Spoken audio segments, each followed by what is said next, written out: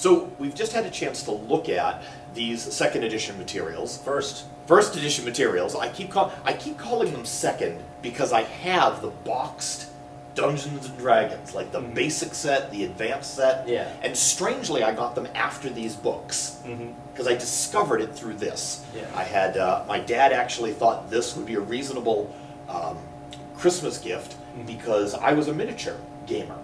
And I did the war games, and a lot of this started. So it's interesting we're here amongst so much War Machine, Warhammer material, because that's really where this game had come from. Yeah. Now, you know the history a little bit better than I do.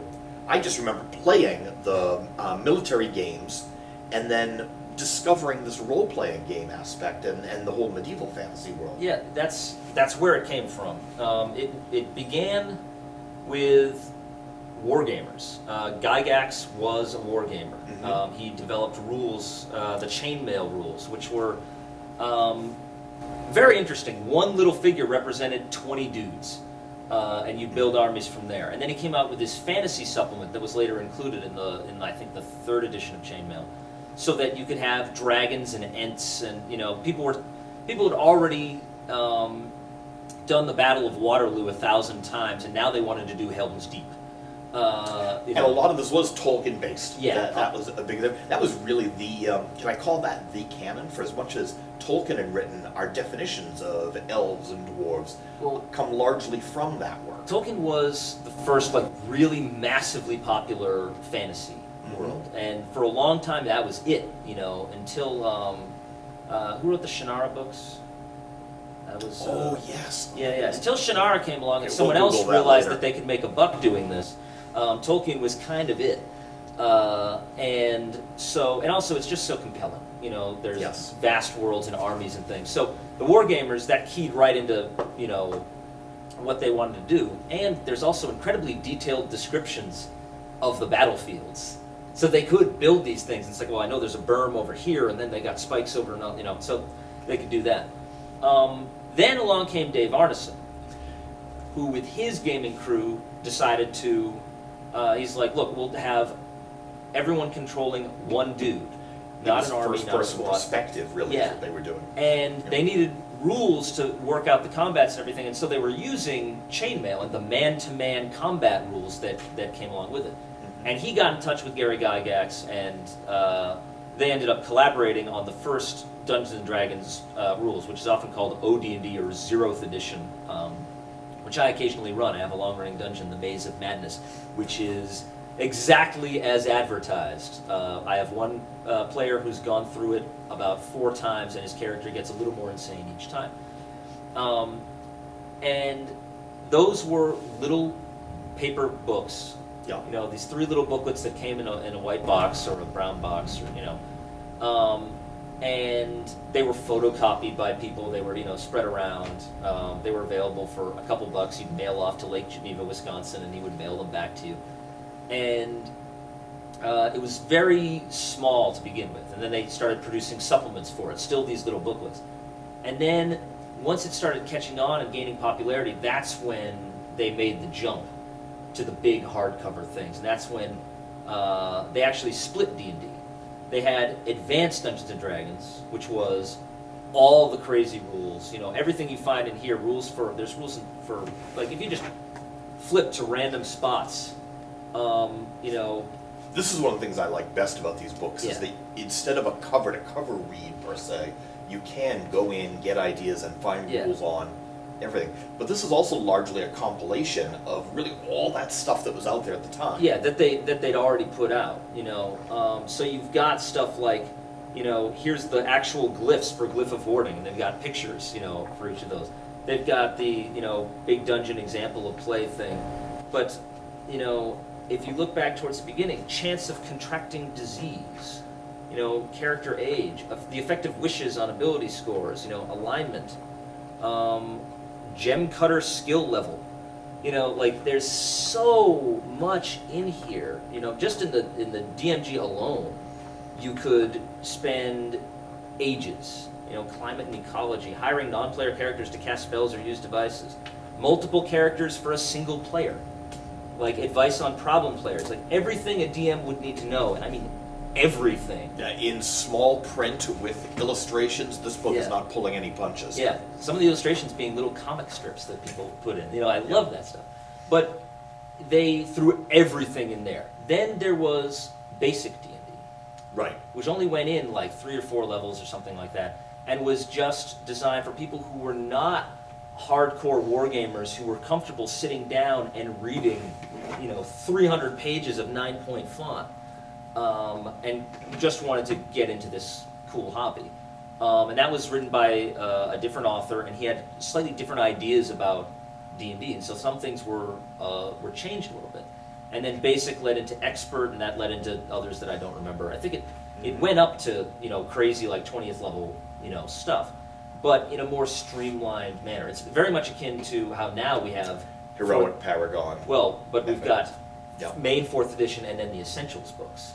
The Essentials kind of harkens back to what Basic was, which is, look, there's a zillion rules out there and there's way too many options. If you just want to play D&D, here's a little book that you can, you know, Essentials start. is also, it's also like version 4.5, in that they did take and apply all the updates. It's kind of a recompilation, if you will, of the original Yeah. books, instead of republishing the player's handbook. Which is why I like it and why some people hate it. You know, 3.5 to some people seemed like a money grubbing, you know, act by Wizards, where I thought it was, oh, they fixed power attack and haste. Yeah. And people thought the same thing about Essentials, whereas I'm just happy that I can carry all the books around and not break my back. But this was sort of the beginning of the big book thing, and that's what you have in these. This was not only the beginning of it, it was a compilation. It was also the definition of the genre. Yeah, at the time, the hobby was new. It was young. It was vulnerable. And so if you look at some of Gygax's language, I keep turning back to the Dungeon Master's Guide because it's just so much fun. But if you look at the preface, Gygax himself defines what all this is, why there are rules, and why you should buy them from TSR, is kind of what it comes down to. And he talks about a shared universe that all the campaigns are running in. Bear in mind, at the time, DMs were in short supply, and players were popping up everywhere. He talks about, you know, ravenous packs of players seeking to devour the unwary DM. And so people would often bring their characters from one game to another. They would, you know, be world hopping essentially, just because, oh, someone else is running a game, awesome, and they'd go do that. So to keep the hobby growing, there was this emphasis on having everything be, you know, the same. Like he says, variation and difference are desirable, but both should be kept within the boundaries of the overall system. Like, imaginative and creative addition can most certainly be included. That is why nebulous areas have been built into the game. Keep such individuality and perspective by developing a unique and detailed world based on the rules of advanced D&D. No two campaigns will ever be the same, but all will have the common ground necessary to maintaining the whole as a viable entity about which you and your players can communicate with the many thousands of others who also find swords and sorcery role-playing gaming an amusing and enjoyable pastime. That is completely alien to modern sensibilities. Well, now, and to put this in a historical context, you know, the community that formed up didn't have the internet. No. This is '79. This game is older than Windows. Yeah. Everything you know about modern computing. So it's not like these people had a forum they could go to or a website they could join. This Not until really Dragon was the community. Magazine. Yes. Not until Dragon... Well, actually, no, but even before Dragon Magazine, I think, there was at least White Dwarf. There was White Dwarf, but it was still people writing into the magazines. You had opinion columns, and the way print was... Yeah. I'm not going to say the good old days, because it sucked. Yeah. However, but that was their forum. Yeah, people communicate in whatever way is available, and that's what was available. They would write in. There's a blog that I read, Jeff's Game Blog, which is a hoot. He's an old school gamer, and he writes all sorts of cool stuff. And recently he had an article which was just little, it was like the classified section of White Dwarf or whatever, but people wrote things in character. Oh, wow. All And right. so it's like, like Grimstaff the Mage looking for a party of adventurers in the Norfolk area. Like, and they would, it would be, some of it was like half in, half out. Someone, saying that another guy's paladin was a dick. Like these little things would be printed in character in White Dwarf because people would send them in, and put them in there. So that was, that at the time, growing the hobby was a big deal. Getting in touch with other gamers was a big deal. And if you, got in touch with someone who's running a game and they're like, oh, I don't use fighters in my game. And attack bonus, like I changed around the ability scores, so your strength score doesn't mean this anymore, does it? That would make it so that there would be less compatibility between games. And that would be bad for the hobby, because it was a fledgling hobby.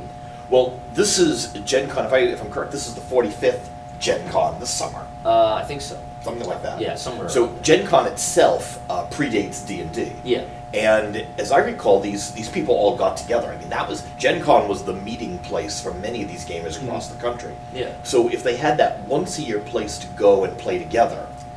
And that's what it comes in. He talks in here about people playing, across the country, for accolades or something, Oh yeah, it might have also eventually lead to grand tournaments wherein persons from any part of the U.S. or the world, for that matter, can compete for accolades. That was the best time of the year. That was the moment when you could meet all these people who had the same obsession you did. Yep. And do this stuff. Now we're living in an amazing time. I love the information age. I love that I can sit here and talk to thousands of strangers about my own particular obsessions.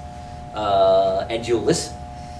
Or hit the pause button or click a link and go away. But Don't click that link. Yeah, but we take this for granted now.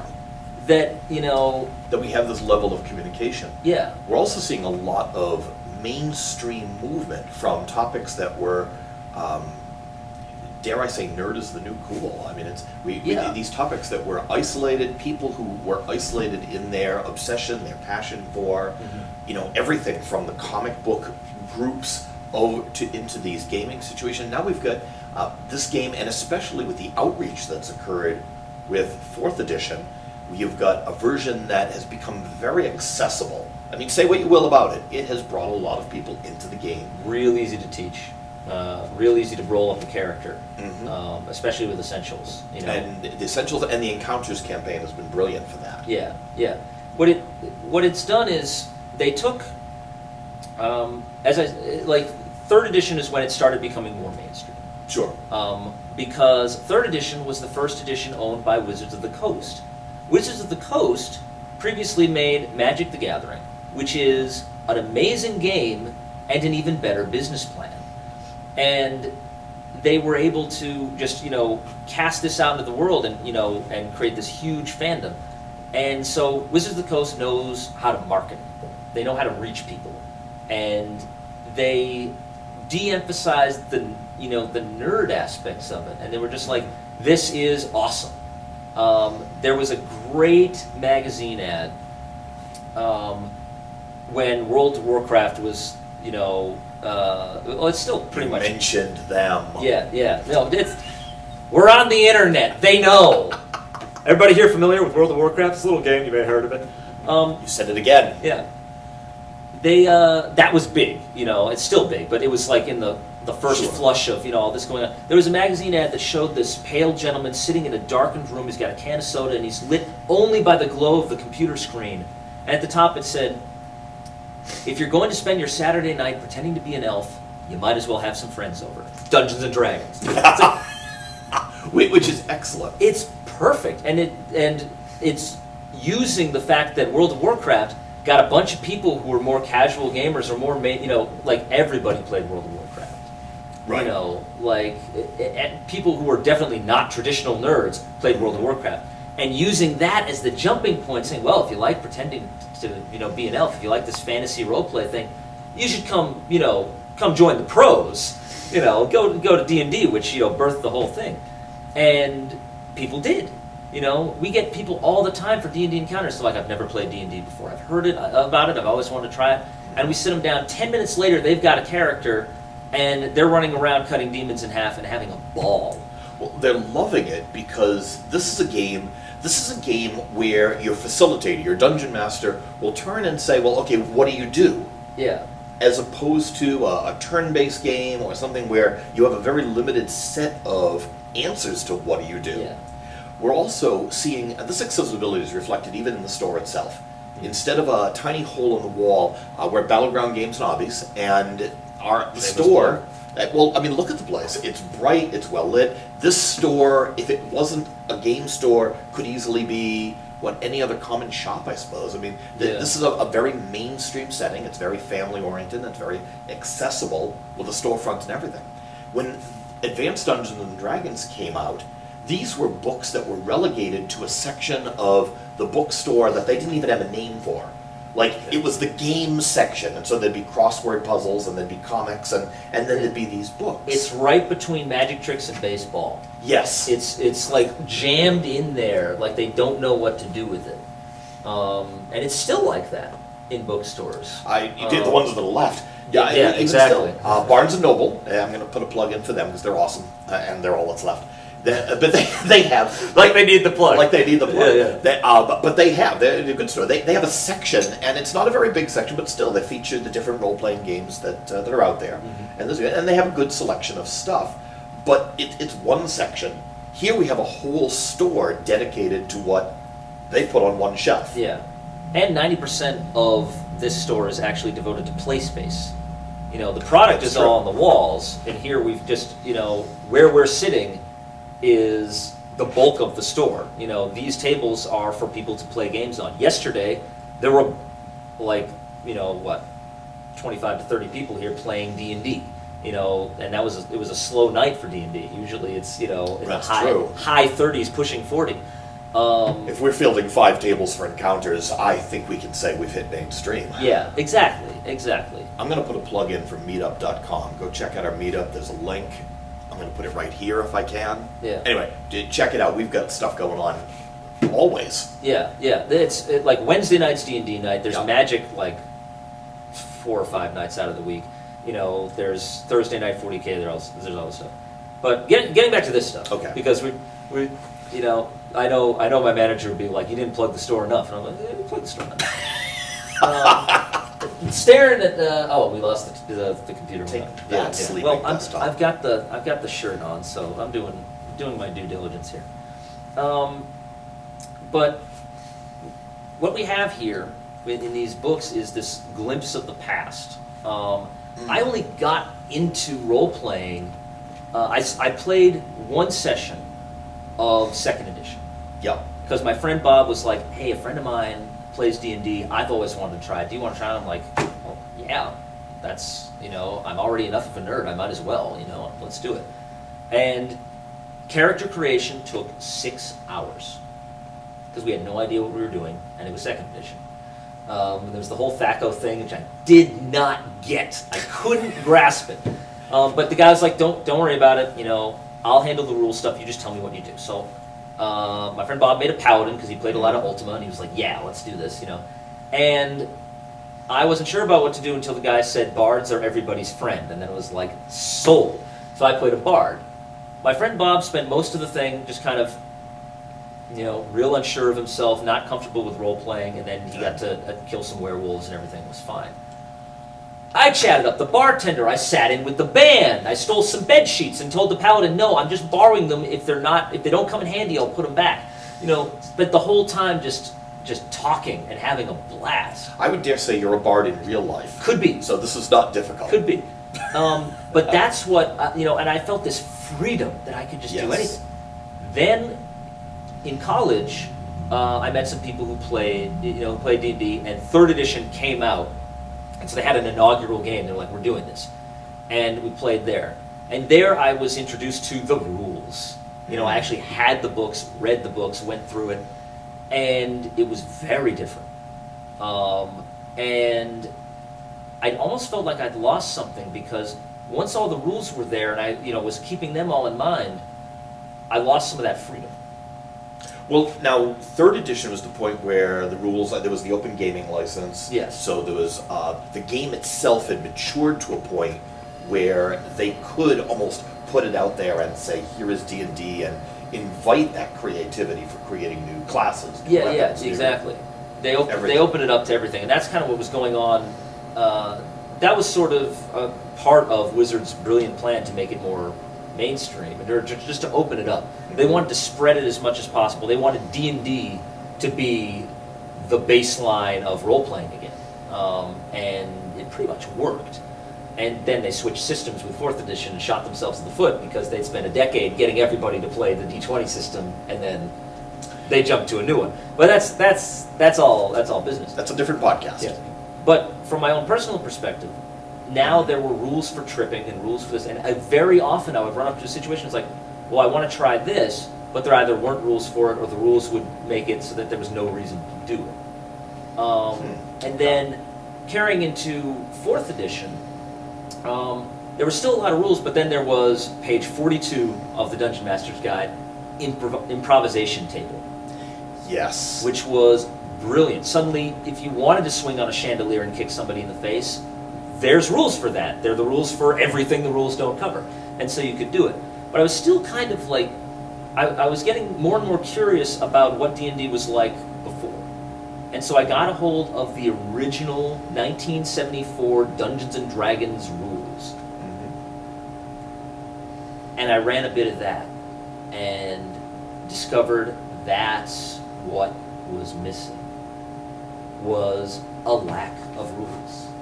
Back then, it's these little pamphlets, and everything was DM rulings. You tell the DM what you want to do, and they're like, all right, and they figured it out. They're like, well, there's so many chances in 6 or so many chances in 20 that this will happen. They roll a die, and they tell you what happens. But you could try anything, absolutely anything. And that, was common in all the old school versions of D&D. The burden was on the DM to tell the story. Right. And that's what D&D is. It's storytelling. But over the years, more and more kind of strictures and guidelines were added to that. But back in the old days, it was just, you're telling the story. Here's some guidelines, but it's your world. Go for it. See, I'd argue that it's important to have a base of rules in place. Yeah. If when a player tells me that they want to do something, generally you're right. Improvisation is where we're going to go with that. We'll make some story, but it's good to know that there's some structure that we could lean on if we needed that. Exactly. I like having that in place, but I'm very quick to call them guidelines instead of rules. Yeah. And from a player perspective, when you're brand new and you don't know what to do, it's great to have a list of standard actions. I could do these things. Now, these older versions didn't define that at all. No. It was, what would you like? Yeah. Do stuff. In combat, you had attacks. Right. Out of combat, you just did stuff. And no ability checks. Those didn't show up to 3rd. Yeah, no skill checks. They brought in non-weapon proficiencies in 2nd edition. Right. But before that, there's this fantastic, there's a retro clone of D&D called Swords and Wizardry. And on their website, I believe they have something called a primer for old school gaming. Right. Designed for people who've only played the newer, more modern stuff to get into that mindset. And it's really great. If you can, I'll try and find a link to it because it's awesome. But there's a spot in there where they talk about searching for traps. Right. In the old days and the new days. And they're like, the modern version is, okay, there might be a pit trap in this hallway. I'm going to roll search. And it's like, oh, you found a pit trap. All right, I'm going to roll to disable the trap. Well, what'd you get? I got a 23. All right, you disable the pit trap and you're able to move on. Okay. Then they show the old school version, which is, I think there might be a pit trap. We should poke with a 10-foot pole because that'll find it. And the DM's like, no, wait a minute, you fed your 10-foot pole to the statue 3 rooms ago. They're like, right, all right. Well, is there any spot? I'm gonna look here and is there anything that looks odd about the floor? And it's like, DM's thinking, well, there is a pit trap exactly where he's looking, but it's designed to be hidden. Right. Looking at it's not really going to tell you much. So he's like, he might give it a 1 in 6 chance, but then he's just like, You don't really spot anything. The guy's like, oh, okay. All right, I'm going to pour some water on the floor. Doesn't seem to be pooling in any kind of, geometric shape. And the DM's like, yeah, it seems to be kind of making a square shape on the floor. And the guy's like, all right, so there's a pit trap there. I'm going to disable it. It's like, disable it how? You step on it, it falls down. Right. The hinges are underneath. There's nothing for you to work at. And they're like, well, is there a way around it? It's like, yeah, there's like a foot of regular stone around the outside. All right, we'll just walk by it. Well, see, now I liken this to writer's block, because when you're playing and you're in a situation, you're wondering what can I do next. Yeah. In that writer's block moment, I see players who are just at a loss of what can I do. Yes. And so going down, like, here's a list of standard actions. It gives them something to begin with. Yeah. I'll give a player a moment or two to kind of do that, and then I find that my most common phrase is, look, you tell me what you want to do. Yeah. And then we'll figure out how to roll it. Yeah. That's there's a great word play there with the word roll, I think. Yeah. But that's it's almost like an advanced level. Mm-hmm. When a player's first starting, just to make a game accessible, there's got to be some structure, some familiarity. Yeah. And then you're right, that would be where you'd want to get your players, beyond those rules and just into the storytelling aspect of this game. Well, that's another aspect of the modern gamer versus the like back in the day, because we blame television. No. It's actually part of this mainstreaming process. Is you got people who are not hardcore gamers coming into this. Back in the day, you had these people. This was a lifeline. Sure. Like D&D was the prejudice, or the what's the word? The stereotype was that the social outcast played D&D. And it's not that D&D was a game only for social outcasts, because it's storytelling. Storytelling is something very human. It's at the heart of all culture. But D&D was a hobby that social outcasts could just jump to. It was an escape, and nerds tend to be very obsessive and very persistent. That level of play, of pouring water on the floor and doing that comes on the backs of 100 dead characters. The learning curve was, you brought the new guy in, and he died. And I'll hide behind the pile of dead parts. His first character had 1 hit point, Right. And he walked into a room and got eaten by a treasure chest, and the next guy, did a little better, but then he was strangled by vines. And all this keeps going, but eventually they learned that perfect blend of courage and paranoia, and could proceed and be really, really successful. Nowadays, if you got someone who's not a gamer, and you just tell them in the first session of encounters, oh, I'm sorry, you took an arrow to the face, you're dead. You get to sit here while everyone else plays for a while. They're probably not going to play again. Because they don't need D&D. They don't need that escape. They're here to have fun. Well, in a world in which kids will often grow up in a very structured play environments. Yes. I mean, this is largely the adult version of make-believe. Yes. 100%. And totally. And it is escapism, and it is that imagination. Yeah. A world, as a child, my imagination was totally in here. So to bring it out on the table and share it with people is about as intellectually intimate experience as you can get. Yeah. And you've also got to trust that the other players aren't going to feed you to the chest, or whatever happens to be devouring your party at the time. Throw you in that sphere of annihilation. That's another reason why D&D is good for people who aren't social outcasts, because then your fellow players are less likely to hate you. So they won't just feed you to the chest. That's true. The worst part of multiplayer games, of course, is you have to do them with other people. Yeah. That's also the best part, though. It depends on who the other people are. So anyone who's had that computer experience of being in like a random group of people that are playing, thinking you're an NPC, Yeah. So here we have a game in which you're doing the make believe, and for many adults, and that's when you look at our encounters sessions, how many people do we have under 18? It's largely college students. Right up through middle age. I am not the oldest, and I am not the youngest person in the room. How many high school students do we actually have? There's a few. A handful. There's a few, but most people are older, and occasionally we get younger. Sometimes, like in the past, we've had like a dad will come in with 4 kids, and they'll all and some of them, Like, I remember there was this tiny little girl, you know, who was playing. And she was amazing. She was exceptionally polite, and she was a badass, you know, as a character. I forget what she had, like a paladin or something. But she was a awesome. bruiser. It was amazing.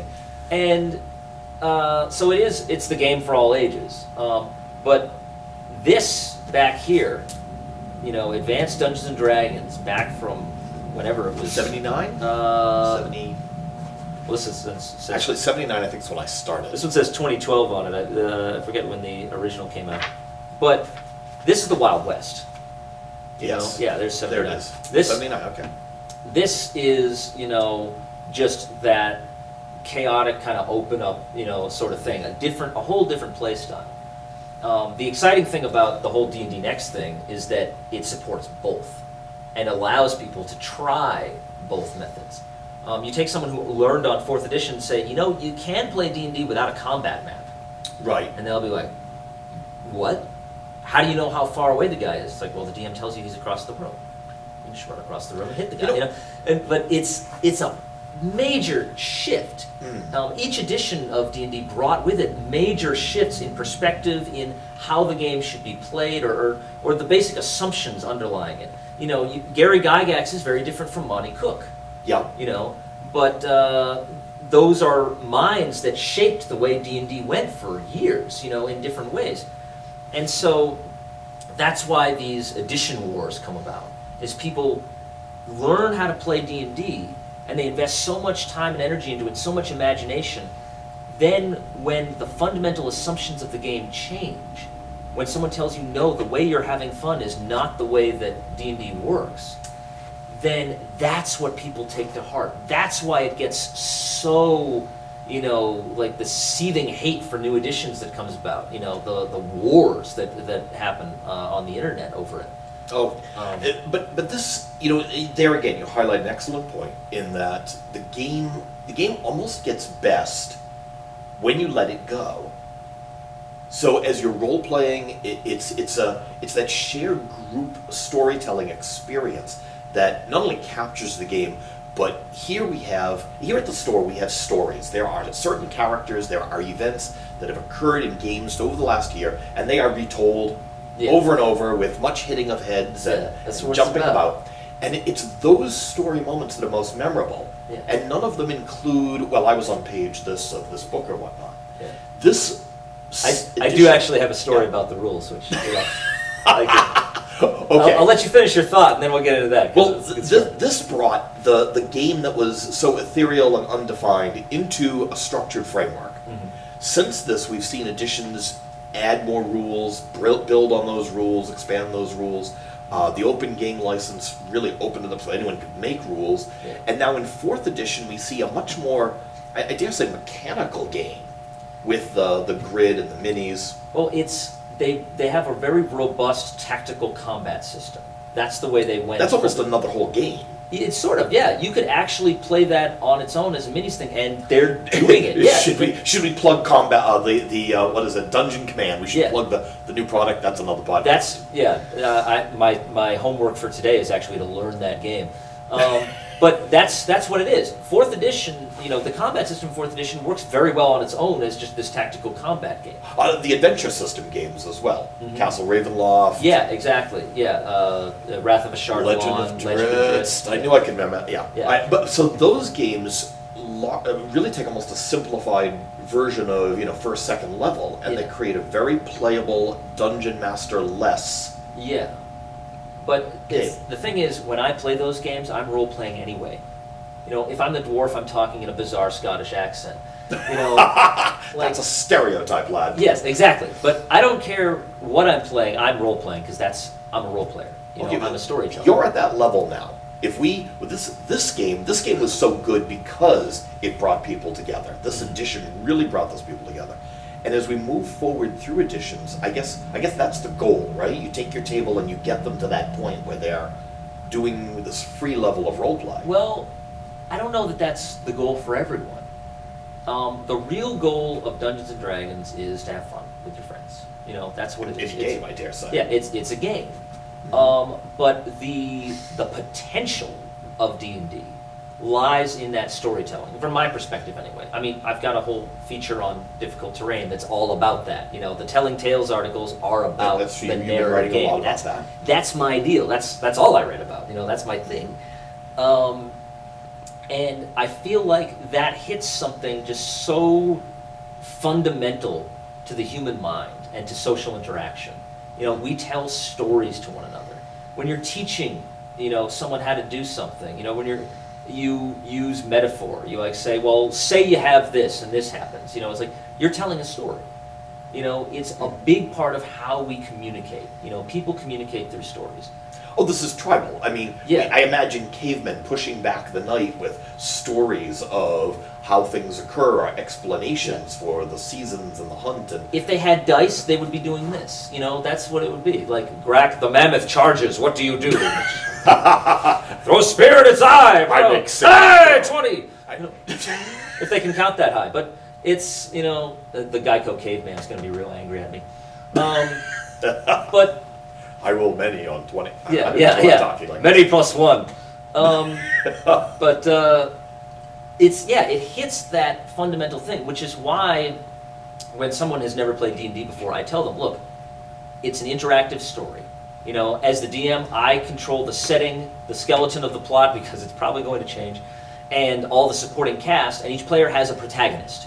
You are the heroes. Right. You are the stars of the show. Your action drives the plot. You know, if you decide to skip town in the middle of the night in the first session, well, I have to deal with that. You know, and I will. But it's their actions matter. See, that's an important tenet, I think, of all of these, because in these games, I mean, the players are heroes. Yeah. And one of the first aspiring heroes. Aspiring heroes. Yeah. They might catch an arrow to the face in session 1, you know, depending on... That's better than the knee, because that would just end your career. Yeah. The face ends your career pretty effectively, too. But, you know, your first DM lesson is really that one where you can spend hours planning everything, and then you get to the table and the players do something totally different. Yeah. And so I think you really reach a maturity level as a DM when you realize that most of what you're planning is not going to be part of what you're going to play. Yeah. And giving up your story, giving your idea over is I mean, that's way out of comfort zone for many people. It is. And it's something counterintuitive. Like, most of the DM books, if you read them, they talk about how you're creating this story and all this, and a lot of pressure is put on the DM that way. But the thing that's missing, that should be in bold text at the beginning, like they have Rule 0, you know, in most of these, which is, you know, the DM's word is final. You know, you decide, you're the final arbiter of your game. I feel like that's not Rule 0. There is a Rule 0. There is one fundamental law of D&D for DMs, which is passed over a lot, and that is, don't mess with player agency. You can tell them anything about the world. You can put them in the worst situation imaginable. But when you say, what do, you damn well better listen. Right. Never tell them what their character does. Barring mind control, you know, crazy stuff like that. If you tell someone what their character does against the player's wishes, you might as well be sitting by yourself in a dark room playing by yourself. Because they're not playing. Their choices don't matter then. And for young DMs, for new DMs, giving up that control is hard. You know, and they're ruining my story. It's like, well, it's not just your story. So the fundamental law of DMing is let the players do what the players want to do. There may very well be consequences. There are going to be consequences. If you want to discourage certain types of behavior, fire works very well. But that is the one line you can't cross. And I've crossed it as a DM. You know, when I was railroading and coercion. It's just things. No, I literally told someone that they could not kill another player because I was tired of these two guys that constantly fought each other. I was like, based on your character background and what they told you back at the barbarian college or whatever, you can't do this. And he was pissed, and rightfully so, because I overstepped my bounds on that. The next thing that's printed next to that Rule 0, though, or that should be, is for any DM, if your players are having fun, you're doing it right. That's a good sign. If people walk away from the table, and I've had games, I've had 4 and 5 hour game sessions in which I feel we didn't do any of the things I thought we were going to do. We didn't go any of the directions.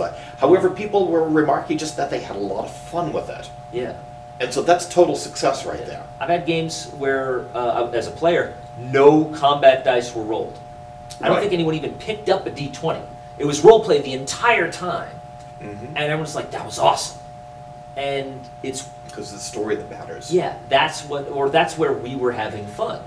You know, if everyone was a combat player, you know, and they were in it for the fights and nothing happened, then they'd be like, this sucked, you know. And the DM, that's if a DM's trying to do this political intrigue sort of thing, and everyone's like, goblins, kill them, can we?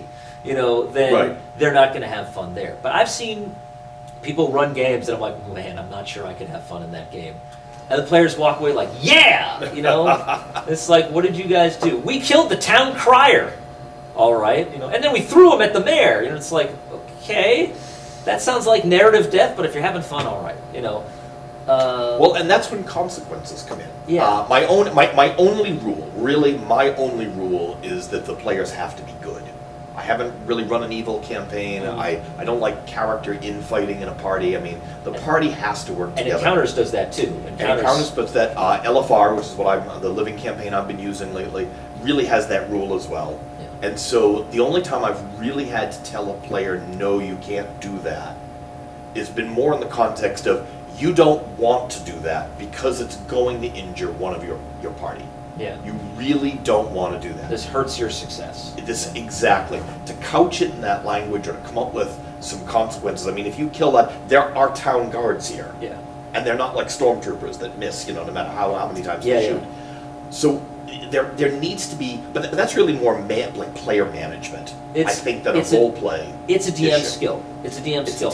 Personally, because I like to run a narrative game and I have to deal with the fact that players will run roughshod over a story, I find most of my job as a DM is managing player desire. Because if you feed them the goal, then they're going to follow along. You know, if I want my players to... I had a situation where I didn't... let's see. If I want my players to go after a villain, I make them hate that villain. If I want them not to attack that villain, I give them a very good reason not to. I had a necromancer in my long-running Heroes of Legend campaign, and I talked about this on the blog actually. There was one necromancer who, you know, just dicked the party over a couple times and led them on a merry chase, and when they finally got him, it's like vengeance was sweet. But at that in the same area where they found him, they met his superior or witnessed his superior. And his superior cast Dominate Person as just a casual thing. They're level like 4 or 5. And the party wizard rolls spellcraft, figures out what that is, and he's like, guys, this guy will kill us all. We need to keep hiding and wait till he leaves before we move on. You know, and that was, I knew the player. I knew the player he's memorized the entire spell chapter. So he'll know that spell, and he'll be like, okay, the guy casts Dominant Person, which means he can do this and this and this and this. Oh god, we have no chance. Boom. Tactical decision made. But there, it wasn't me railroading them. It wasn't me saying, you can't attack them because you'll all die. Or killing them when they tried. It was giving them a situation where they would witness a little cutscene and be giving the information upon which they could base their decisions. And it all depends on the player. You know, those guys were not quite as chaotic as some people. You know, I've seen some players who were just nuts. But that can be managed too if everyone in the game realizes that person is nuts. You know, NPCs will react to them. It's like, look, you know, they talk to the more rational members of the party. They don't talk to that guy. And they're like, please don't sick your barbarian on me. And the guy will eventually feel real good being the party threat. You know, it's like he knows he's a loose cannon, and everybody knows he's a loose cannon, so they use him like a loose cannon. See now, but there you're using, I think there's a key part of dungeon mastering, because you're facilitating the world, and your design, no matter what you may have thought of in the story or your story arc, your storyline, you've thrown some quests out, which the PCs can go get. More meaningful when they do that. And what you're really doing is you're facilitating this milieu you've created. I think in later editions of D&D, 3rd, 4th, death isn't really a random thing so much. I mean, I don't think anyone dies for a second level. In fourth edition, you really got to try, Yeah, or they got to get real unlucky. But in this original version of D&D, we saw a lot less game balance. Yeah. And we also saw, I mean, so there are monsters that can just kill you outright. Oh yeah. The basilisk will stone you. Yeah. Like stone, you're stoned. Like just tear up your couch. Yeah. You are now stoned. Yeah. Make the it. Ketobulbas. Ketobulbas. The cow of death. I mean, this is a creature that will kill you. Yeah. It's all. Yeah. Like your hit die, D8. You know, that's your hit points. Oh yeah, and rolling a 1 on that D8 when you create your character is Yeah. the ultimate Yeah. of suck. That's right for, there. That's for a cleric. Like you end up with a hit point. Okay, go. You know, in original D&D, the 1974 one, most people had 1d6 hit points. Right. You know, if you were a fighter, you got +1. If you had excessively high constitution, like 16 or higher, you got another +1 to each hit die. But that meant max 8 hit points. You know. But for the most part, everyone had 1d6 hit points. All weapons did 1d6 points of damage. You get stabbed in the eye with a dagger, you're just as dead as if you got cut in half with an axe. You know, which makes sense because a dagger can kill you. You know, Right. Like and death was at, Yeah. at 0. But the damage die being rolled at you is exactly the same as the die you just rolled to see how alive you are. And so any hit Yes. had the chance of taking you down. Unless you got really lucky and rolled max hit points with the fighter, at which point you were the kind of crazy badass who could take a hit from anything and live. One hit. You know, imagine that guy in the bar. You stick a sword in him and he just goes, and then, you know, tears your head off. You know, that's the 8 hit point fighter at level 1. Right. You So know. so level 1, I mean, level 1 was, especially for someone like a mage, Yeah. your soft character, your glass cannon at level You have a 1 spell. was- You had a spell. Yeah. You memorize that one spell. And then fire and forget, you know. Exactly. Yeah. And then that's it. Screw your at-wills, right? Because you've used your spell. Yeah, yeah. So the world was a lot more of a deadly place. I mean, we could really call this hardcore mode in many ways. Well, what it did was it changed. It's a different style of play. right. Whereas a modern character will be very much, we need to go kill these goblins and charge into the mob and everything because they know they've got the hit points and armor class and everything to withstand it. Back then, it was a much more cautious thing. It was a little more paranoid. The dungeon itself was out to kill the players. You know, That's right, as a location, but also as well, it was like, a magical place. remember Lord of the Rings? Yep. When they go and they try to get through the Pass of Caradhras, Mm-hmm. they're defeated by Caradhras. The mountain itself is a malevolent entity Yeah. working against them. In the movie, they made it Saruman, you know, talking on top of his tower from miles away, which is cool, and I like that little thing. But in the book, it was the mountain defeated them, and it was laughing all the way. Moria was a place that meant fear, you know. Yes. And in the original books, you know, the Underworld and Wilderness Adventures, Gygax describes the dungeon, or maybe it's ours, it was the two of them, you know, but they describe the dungeon itself as this mythic underworld. Every door, you had to roll a d6 to open. You know, it was stuck, it was hindering you. Monsters, no problem, they could just walk through. You need light sources because the dungeon's dark. All the monsters, even the humans, could see in the dark.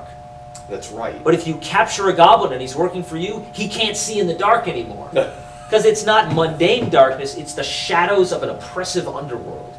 And that was the vibe. They moved to a more realistic kind of thing, where the underworld is just underground. You know? Right, okay. And they moved into that world building thing where, well, it's got to make sense. Like, there's got to be a water supply, and it's just a hive of goblins have moved in, and they're working here and raiding the surrounding countryside. Whereas before, there's goblins in here, but I rolled up an owlbear over here, and then there's undead hanging out here, and they didn't necessarily have to mesh because, like, the underworld was Looney Tunes. You know, it's crazy down there. See, I think in the Forgotten Realms we have the Underdark. Yes, which is And kind of where that's kind of that boundary where the like, roiling to find a tentacle cave with madness some- is down there. Exactly, and then you get into this really magical world that itself has, phosphorescent lichen giving you stars and Yeah. natural environments that become these magical places. Yeah. almost unto themselves. Yeah. So, in the original version of D&D, it was the dungeon out to get you. The dungeon was itself who'd make a dungeon, but some sort of crazed mage, or there'd be... Or they could grow. Everyone loves a necromancer. Or they could grow on their own. A friend of mine ran a game using the E6 rules for 3.5, which is called Epic 6. You level up to 6th level, and that's it. After that, you might get some more hit. I think after that, you got hit points, a set amount of hit points. Right. But you never got more class abilities, and monsters still stayed threatening. And in his game, dungeons were scattered around and everything, and the presence of a dungeon would mess up the local economy, would hurt towns in nearby hexes. This random generation thing. But if you got to the center of a dungeon and found the heart, you could kill the heart of the dungeon, and then the dungeon would die, and suddenly it wouldn't be attracting monsters and churning out bad things and the whole region would benefit from that. The town would stop being a suffering village and now move on to prosperous. And it was a really interesting idea of the dungeon itself as an organism. And more than just an effect or a place. This ruin had a... It's got its own internal malevolence. And I find that I've always suspected as much. It's a real interesting idea, and it works very well with the old school vibe of gaming. And more we've been dabbling in that. We played a new game, sort of a retro clone, more like they took basic D&D as the skeleton of the rules and then built up modern sensibilities. It's called Adventurer, Conqueror, King. They basically took basic D&D from 1st edition era and bolted on the heroic Paragon epic scale. So at adventurer level, you're fighting goblins, you're delving in dungeons and doing all this stuff. At conqueror level, you're dealing with like baronies, and you're going out and fighting wars and doing this stuff. And then at king level, you're managing your dynasty. Like if you suffer a crippling injury to the unmentionables, that's going to hurt the line of kings.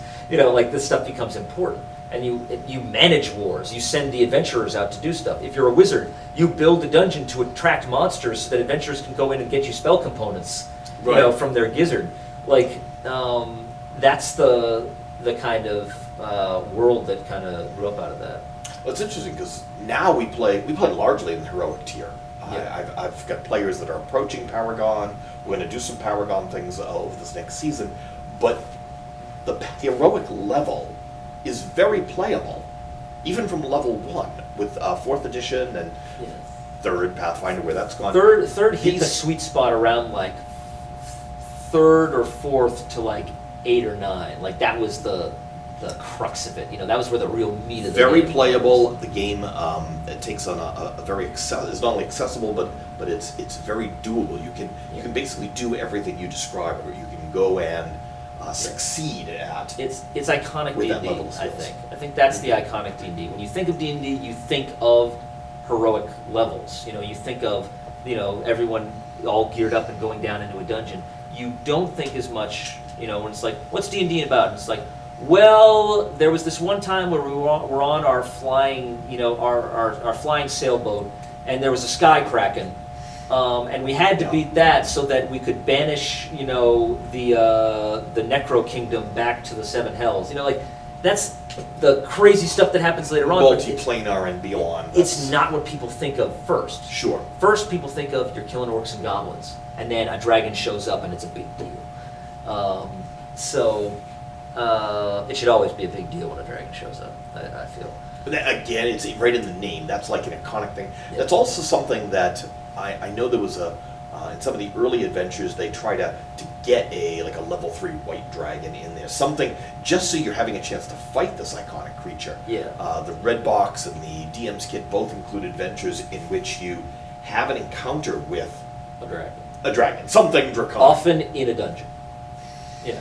Hence the name. Yeah. First, that Heroes of Legend campaign that I mentioned, my longest running one. It's a 3rd edition game. The first session, I had a dragon. Right. Second session, I had a dungeon. I wanted it right early. Let's get this over with right up front. It's like I got 2 check boxes back behind this screen, and I need to fill both of them. Dragon. Check. There we go. And dungeon. And so once you get past that, I don't know. You know, players. I find myself setting up quests for players, giving them locations, Yeah. and then just saying, "What do you want to do?"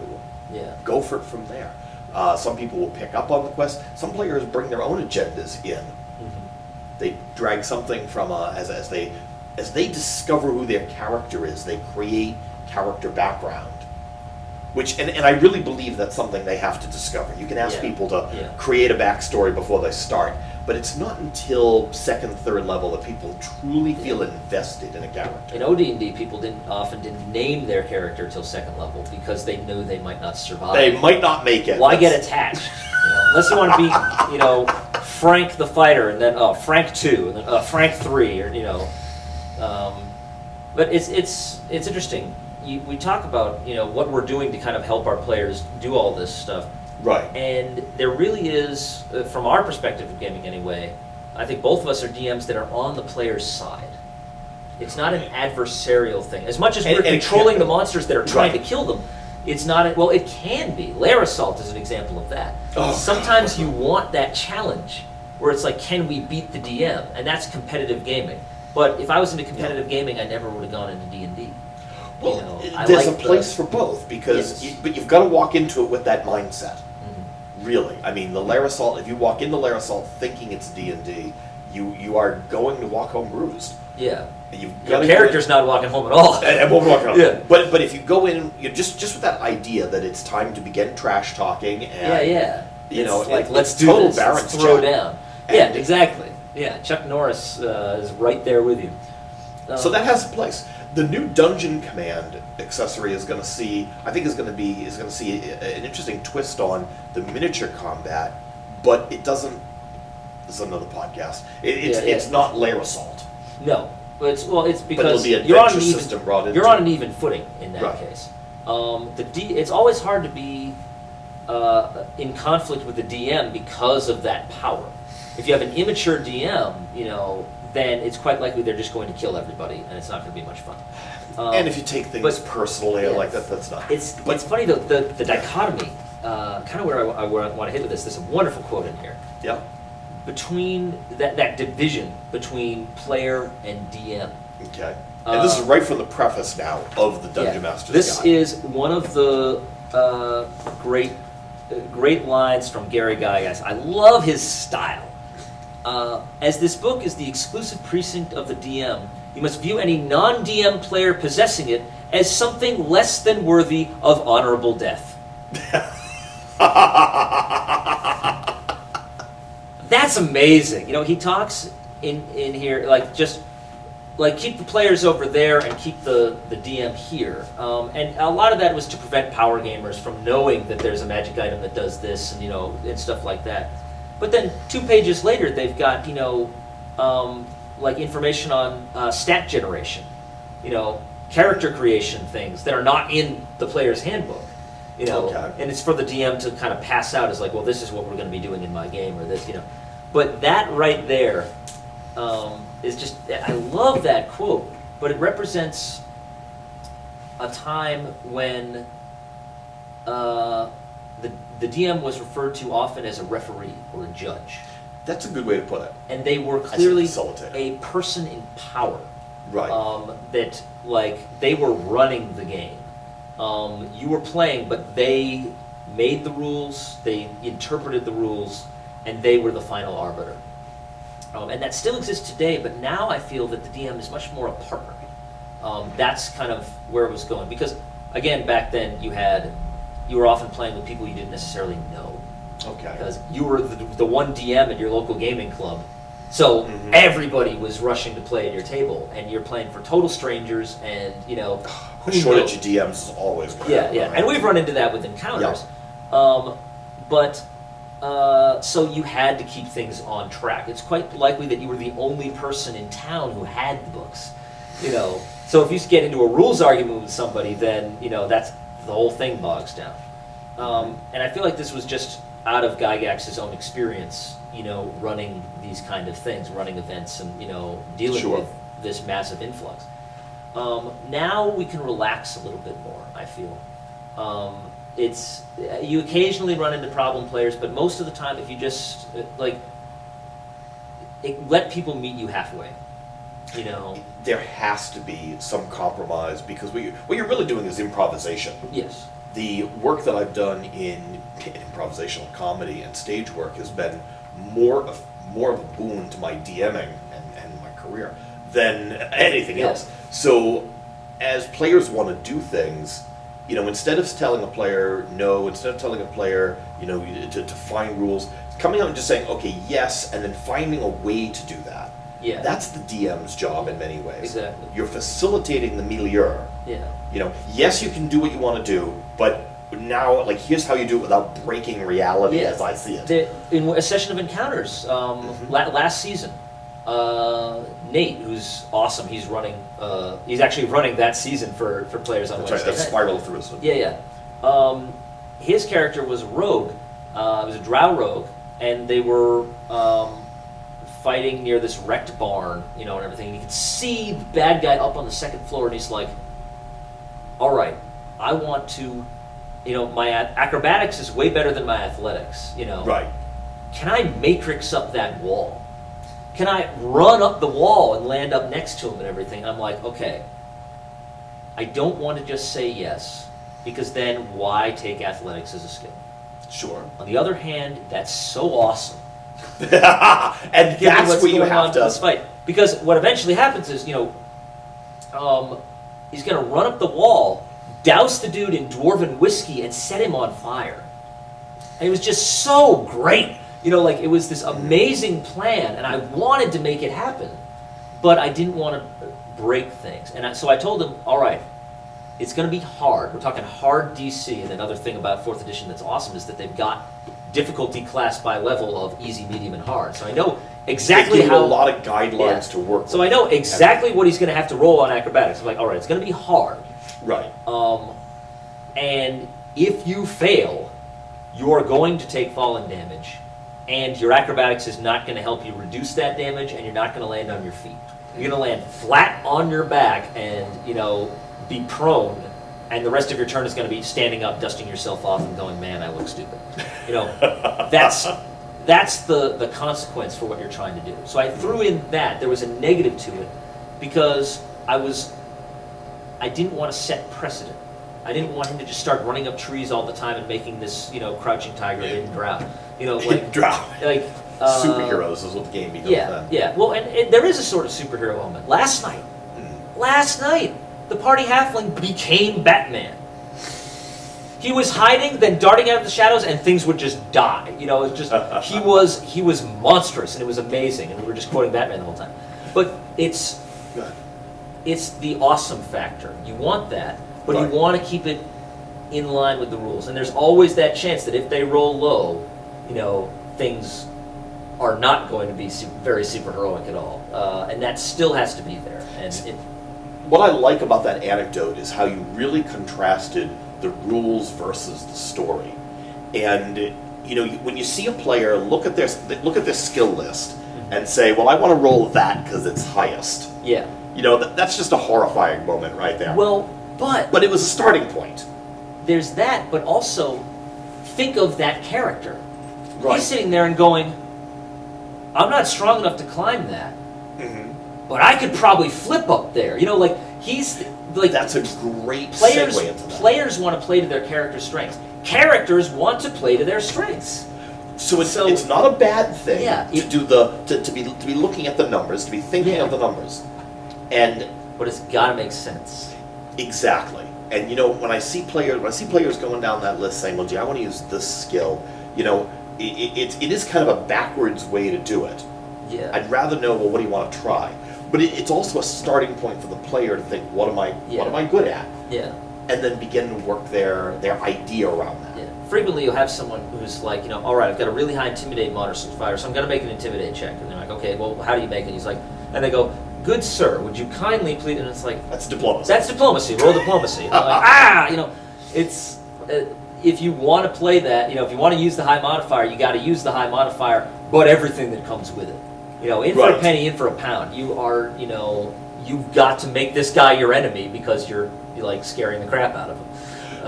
But as a DM, you've got to remember that you're allowed to throw modifiers in there. Yes. Giving someone a +2 for something that's, you know, a little easier, +5 for something that ought to be really easy. Yeah. If somebody says, well, gee, you know, I want to intimidate, but they really want to use diplomacy, you know, it doesn't have to be the same skill level for that. Mm-hmm. Diplomacy will often work better in a situation in which a character can be flattered or can be appeased. Exactly. Intimidation, as marvelous as and popular as that skill is still a negative thing. You know, I mean, just in real life, you're not going to respond well to intimidation. Yeah. So unless the NPC in question is a coward, you know. That's true. And things like that. You know, like it all depends on what is likely to work. And they talk about it in the example of a skill challenge in the Dungeon Master's Guide that when, you know, when it first came out, they say that, you know, this Baron or Duke that they're talking to does not respond to threats. So if you use Intimidate on him, it's an automatic failure. The problem with that whole skill challenge thing that was mentioned there, skill challenges were a great idea that was implemented so poorly in the first book. You know, when they first introduced it, because it was just, all right, guys, so this is what's going on, and here's a couple skills you might use. You, what do you do to help everyone succeed? It's like, I guess, you know, I tell the guy this, and you know, all right, diplomacy's already been used. You, what are you going to do? It's like, you know, everyone starts trying to figure out what they can do, or they want to use their own thing, but suddenly it's way harder to do. And then in situations like a chase scene, you know, people would have to be like, well, I want to use athletics to try and, you know, jump over an obstacle that I guess is probably between me and the guy. It becomes very forced. But we've seen skill challenges evolve a lot. Well, the way I run them is Raiders of the Lost Ark. The first scene of Raiders of the Lost Ark, when he's going through and getting the idol and everything, that is a skill challenge. Clearly. Success on the skill challenge, he gets away with the idol, brings it back to the museum, yeah. Failure on the skill challenge, he's going to get out alive, because the skill challenge should never end the narrative. It shouldn't end the story or put you back where you started so you have to go through it again, because that's death to the game. You know, you're just rolling dice for an hour waiting to succeed on this damn skill challenge. Failure in this case was he gets out alive, but Belloc takes the idol. You know, he failed that skill challenge, and it's an awesome scene. You know, that can lead to more story. But what it was is, what you do as a DM is to say, all right, Indy, you're going through here. You know, and you encounter, you know, there's a bit of nondescript tunnel for a while, but then you reach a point where there is a beam of light shining down into this area, and there's a lot of stuff on the walls, a lot of vines and things, where earlier the passage was a little more clear. What do you do? And he's thinking, all right, here's what I've got in front of me. I've got the elements there. He's going to be like, I think there's probably something special here. So he's going to make a perception check. He succeeds at the perception check. You know, there's definitely some sort of trap going on. Then he uses a thievery thing, you know, to try and make it happen. Bang, stuff comes out of the wall. The dude screams, you know, and it's like, that's fine, you know. Gets through that okay. Then the pit. Athletics check, you know, or acrobatics to get across it, no problem. Success there. So he's already racked up like 3 successes. He's doing well. Gets to the room with the idol, you know, and the dude's like, there's nothing to fear here, you know. Dr. Octopus just wants to walk straight across. It's Alfred Molina. Yes. Great actor. And Indy takes the torch and, you know, finds the dart and everything. Perception check, fantastic there. Another success. He's up to, what, 4 now. Then, acrobatics check to get across the floor without getting there. Succeeds there. Doesn't get shot with any darts. All right. So he's at 5 successes. He might only need 6. That places this skill challenge in at level 3, I believe? Yeah, somewhere. But it's a challenging encounter, you know. Like, Indy's got a couple levels under his belt already. We know this. Easily. Thievery check to take the idol. Failure. Whole place starts coming. Ow, crap. Running back to the, you know, back there and everything. Dude swings across the rope and the rope falls off. Diplomacy check. To get the guy to throw you the whip. He says, you know, failure. Throw me the idol, I'll throw you the whip. You've got no choice. You throw him the idol. Adios, senor. Damn it, 2 failures. All right. Athletics check now to get across the... Now, athletics is not Indy's strong suit. He's more of an acrobatics guy. Athletics to cross pit. Fails. barely catches on, barely gets through. That's 3 failures. He's lost the skill challenge. So now the rest is window dressing. You get out, hey Indy, giant rock. Crap! Runs out, gets out there barely with his life, and there's the crowd of native. Belloc is there, takes the idol from him. Yeah.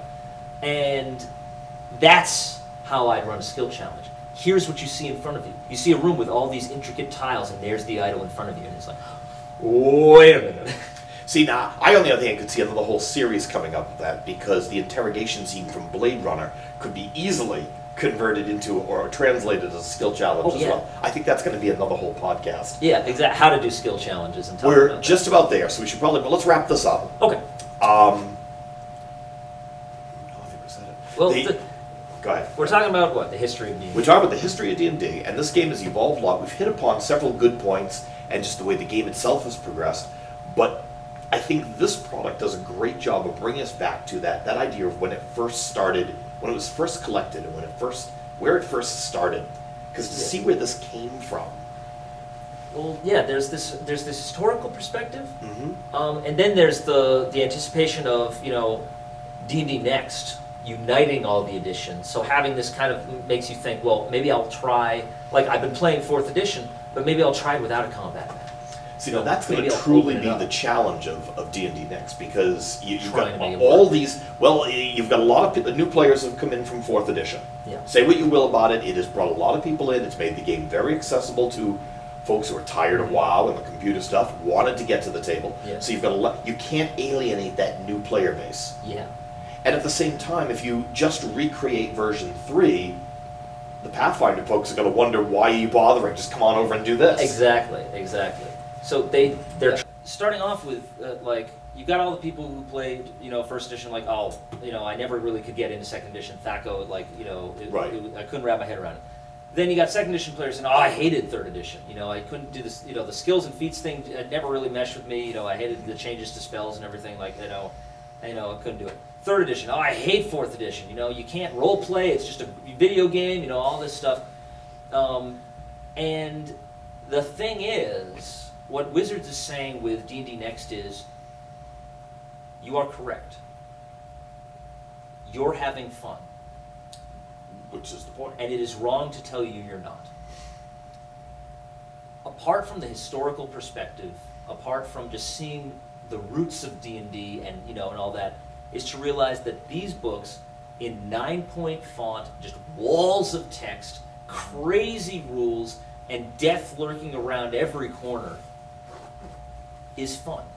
Even if you play 4th edition, even if you're used to having this grand adventure and, you know, death being this very rare occurrence, you can go to this, pick it up, try it out, and discover what people found out 30 years ago. That when life is cheap, life can be very, very sweet. You know, the stories you can tell with this are different, but just as compelling. Every edition of D&D has something to offer. I've played a bit of 2nd, I've played original D&D, I played 3rd, I played 4th, I played a number of other RPGs. You know, I've done some Savage World stuff. I've done Mouse Guard. I've done Vampire Exalted. I'm going to seriously put in a Mouse Guard plug here. Yeah, Mouse Guard, really, really good. But I've done all of these. I have fun with all of them.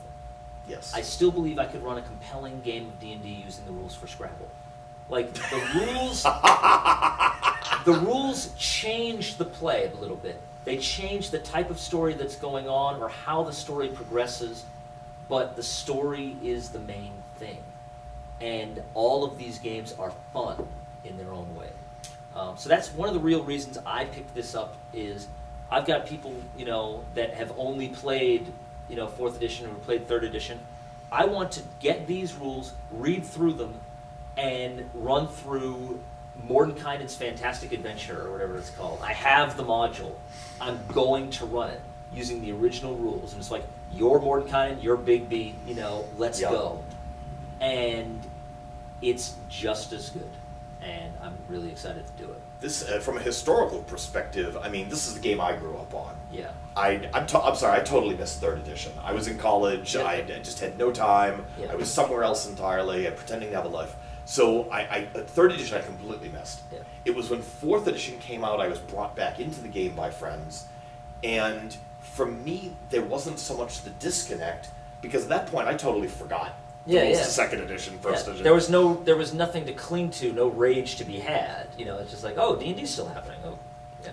And to be honest, I don't care which Captain of the Enterprise is better. I don't care whether Macs are better than PCs. Careful, this is the internet. It does not even matter to me which Avenger is most powerful or whether Superman could defeat the Hulk. I'm sorry. I'm just not getting into any of those arguments. I refuse to be goaded into them. Rock is better than scissors, but never mind.